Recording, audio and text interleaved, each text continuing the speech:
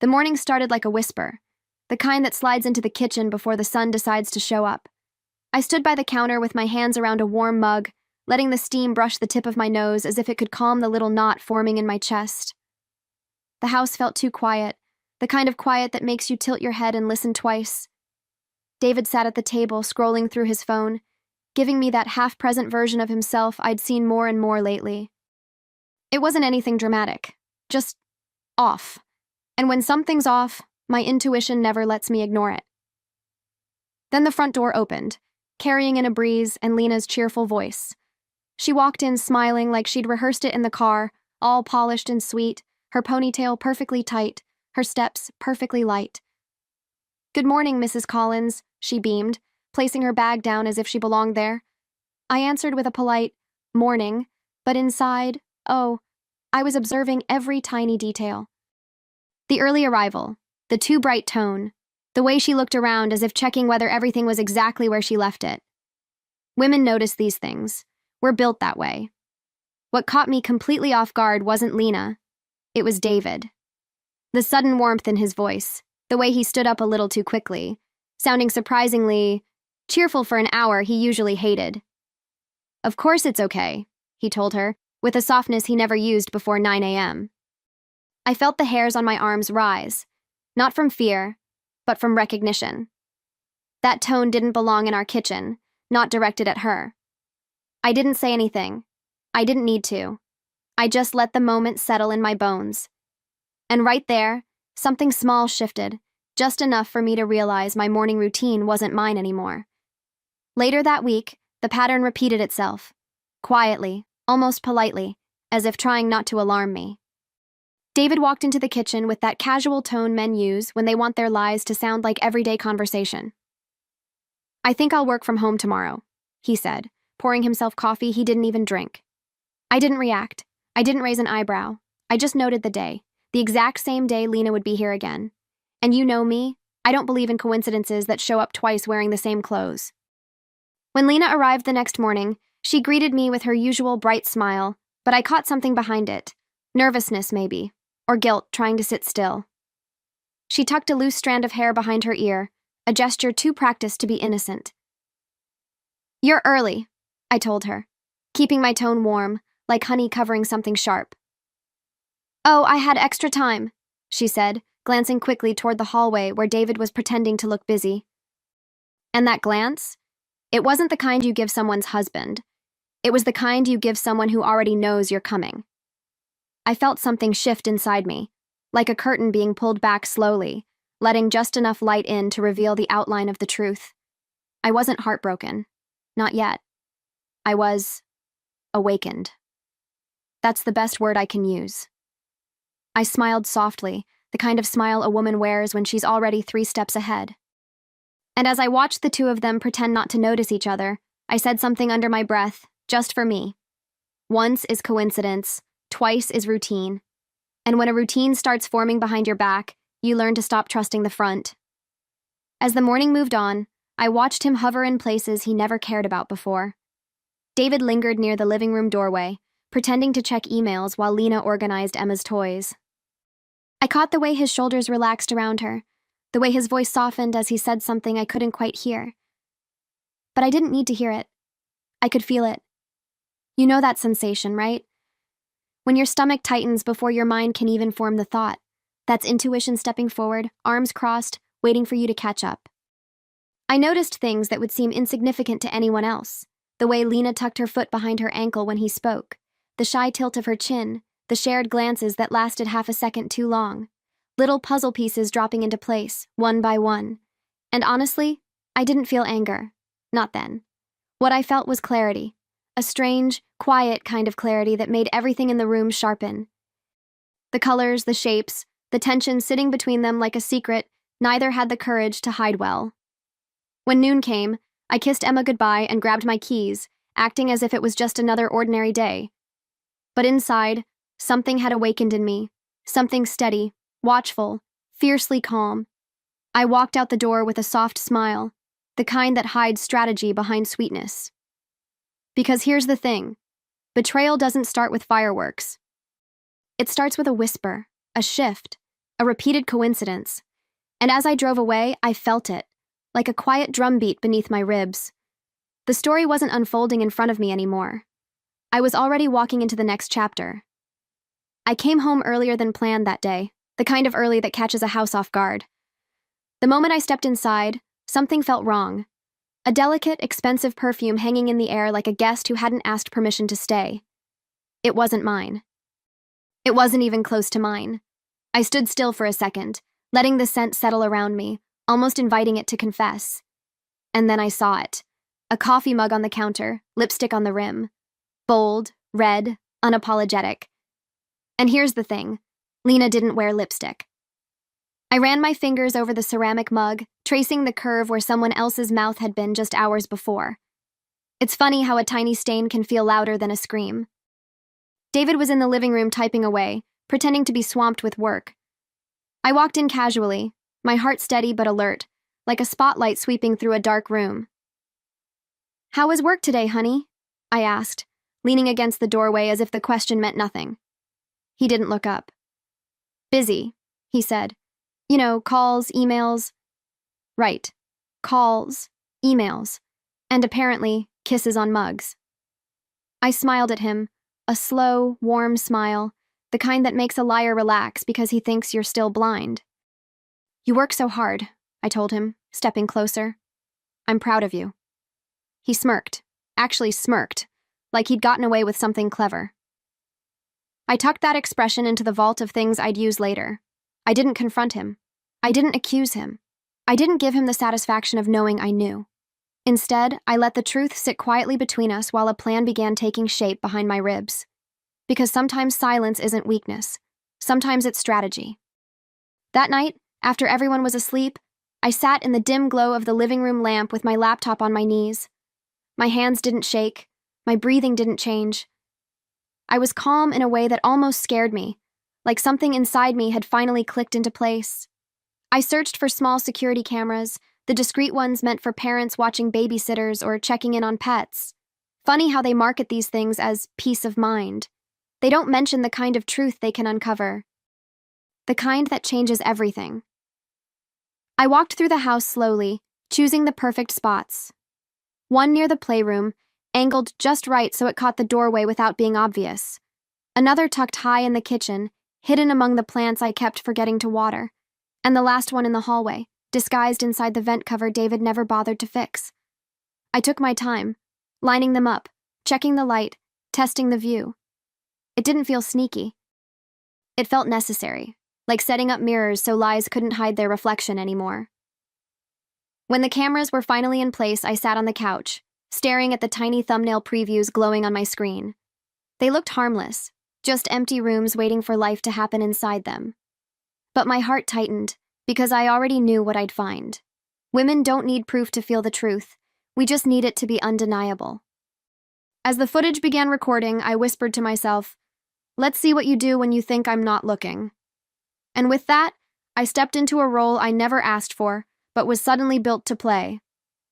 The next evening, after Emma fell asleep cuddling her stuffed rabbit, I slipped into the kitchen with my laptop and pressed play. At first, it was nothing. Lena folding tiny shirts, humming softly, moving like someone who wanted to look harmless. But then David walked into the frame. He didn't see the camera, of course. He walked right up behind her, close enough that their shadows touched, and when he leaned down, whispering something in her ear, I watched her shoulders shake with quiet laughter. That sound hit harder than any confession could. My chest tightened, but not in the way people imagine when they talk about heartbreak. This wasn't heartbreak, it was confirmation, cold, clean, precise, like the final piece of a puzzle sliding into place. I stared at the screen, not blinking, not flinching, just absorbing. I studied every movement, every stolen glance, every little smile they probably thought no one would ever see. It's wild how betrayal doesn't need volume. Sometimes it speaks loudest in whispers, touches, and half smiles. I paused the video at the exact moment Lena looked up at him with that shy, guilty expression. My finger hovered over the trackpad, steady as a heartbeat.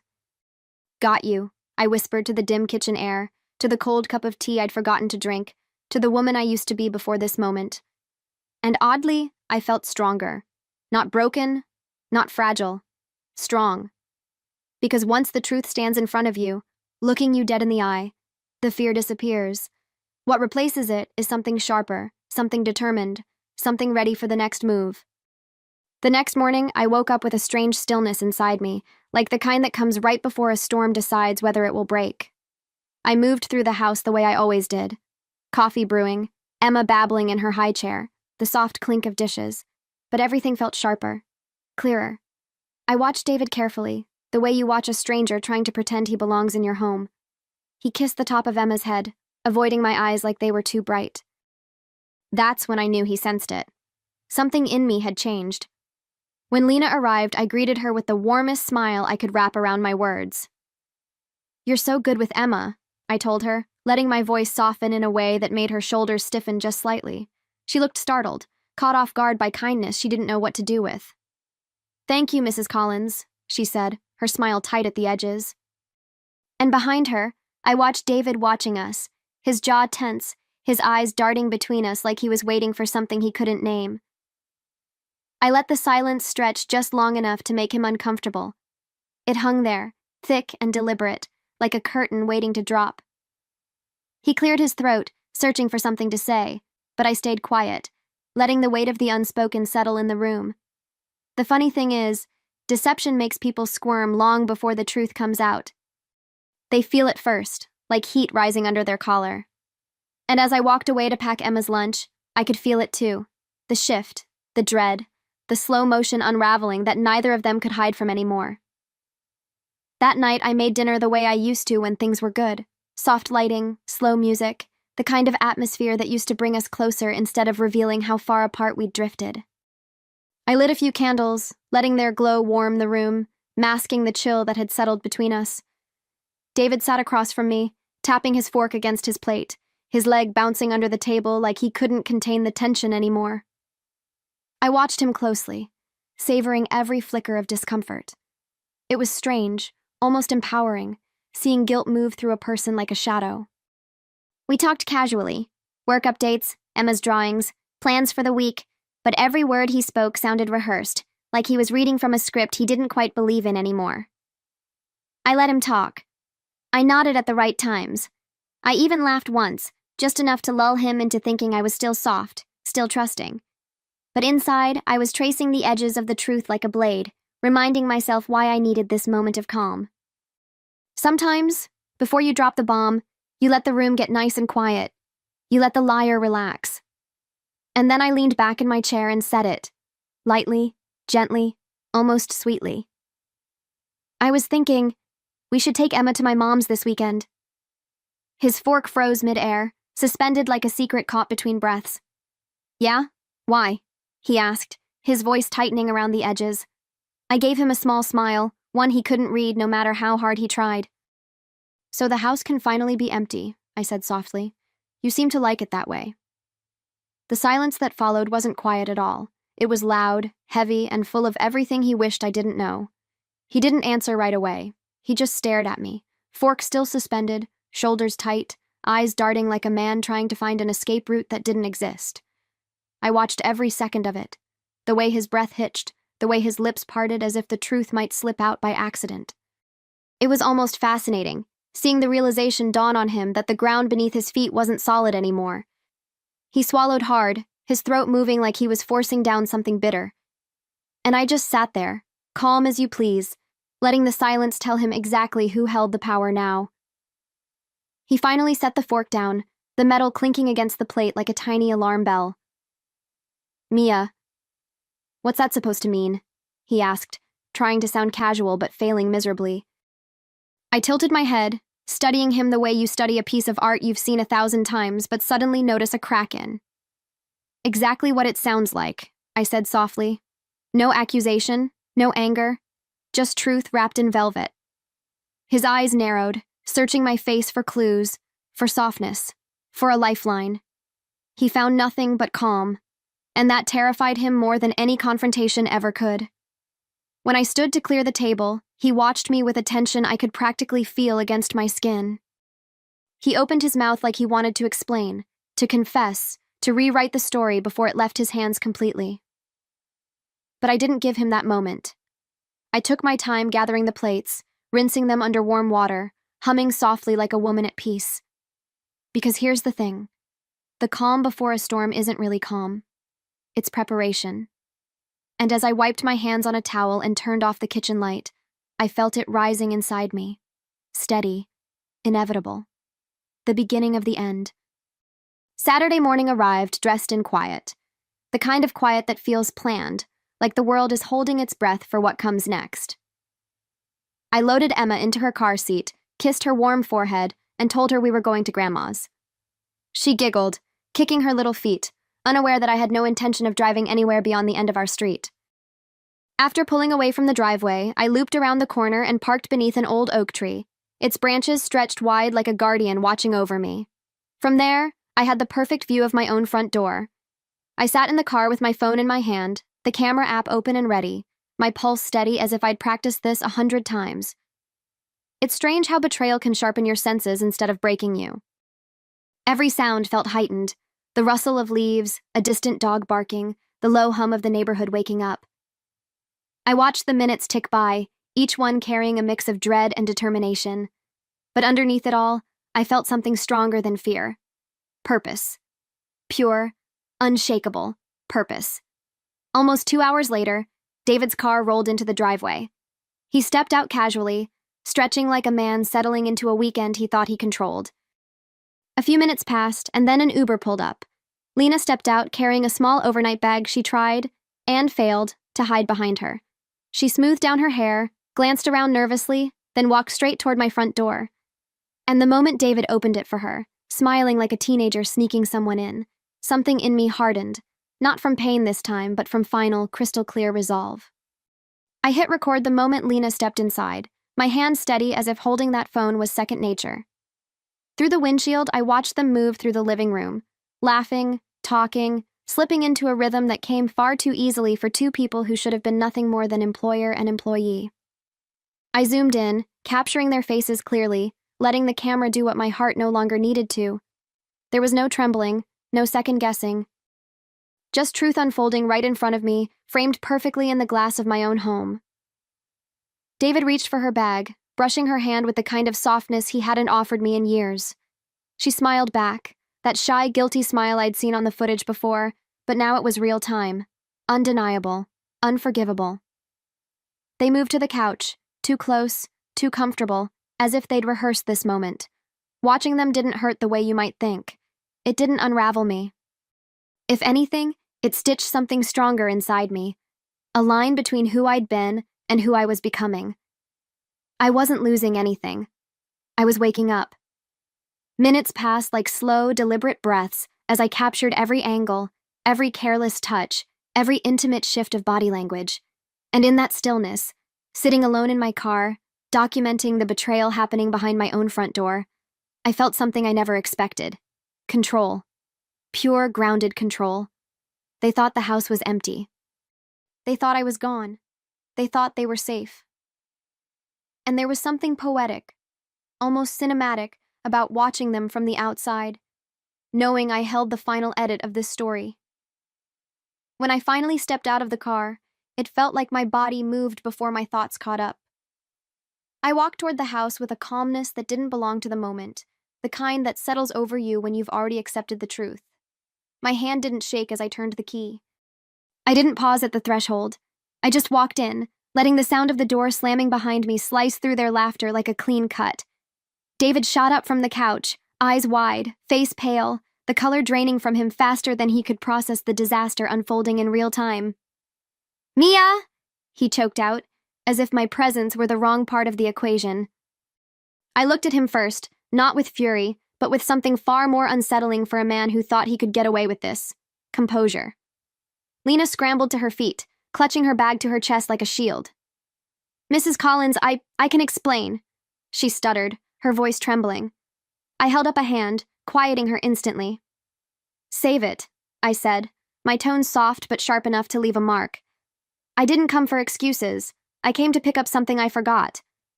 David took a step toward me, reaching out like he still had the right to touch the air around me. "Mia, wait, let me explain," he started. but I cut across him with the kind of calm that could freeze water. "No need," I said, pulling my phone from my pocket and tapping the screen. The paused footage glowed between us, his hands on Lena, her smile upturned toward him. Their truth, captured perfectly. "I have everything on video," I told him, watching the panic flash across his face. "HR will see it. And your mother. You can keep the nanny, David. She's the only one who'll still stand next to you after this." I dropped the house keys onto the counter, the metal clatter ringing through the room like the first note of a new beginning, and then I turned toward the door, already stepping into the next chapter of my life. The days that followed felt strangely quiet, almost peaceful, like the world had finally stopped pretending for my sake. I didn't cry, not once. Instead, I moved through each morning with a clarity I hadn't felt in years, packing Emma's lunch, answering work emails, sipping my coffee without the taste of doubt lingering on my tongue. And while David kept calling, leaving messages full of apologies he should have offered long before the lies began, I didn't answer. Not because I was angry, but because I was done. There's a difference. When the video circulated through his company's internal chat, it happened faster than I expected. A colleague accidentally forwarded it, and from there it spread like wildfire. Quiet, undeniable, devastating. David lost his job within a week. HR didn't even blink.